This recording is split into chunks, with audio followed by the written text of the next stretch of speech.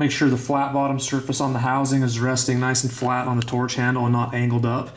If you have a different size torch than this, you may need to slightly file this down, this radius, or shim it up with electrical tape or something to get this resting nice and flat. And then zip tie it down snug here. Put your Velcro just behind the minimum setting on the slider. Put a zip tie here at the very end so it's not pulling this wire around and fatiguing it right at the joint. Leave plenty of slack here. So when if you have to curl your torch over like this, this does not bind. And then tape it off to your torch lead down here so it doesn't slide. And then on the machine end, you don't want this pulling down tight either. So you want to tape it off to a more firm, more robust fitting.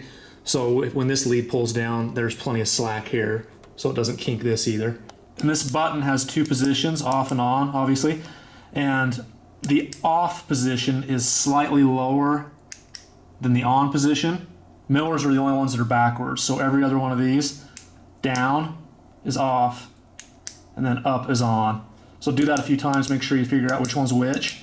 And then make sure it is in the full back position, lowest amperage, and in the off position before you turn on your machine, or else it's going to try to arc up and get the high frequency going and maybe shock you. And when you plug it into the machine, make sure the machine is turned off. And every time you get done welding, try to get in the habit of pulling the amperage the full way back and putting it in the off position. And then get yourself a good torch holder. I love this. It's just a magnetic base with aluminum fill rod bent to exactly how I like it to hold your torch, so you're not slamming this around and potentially damaging it.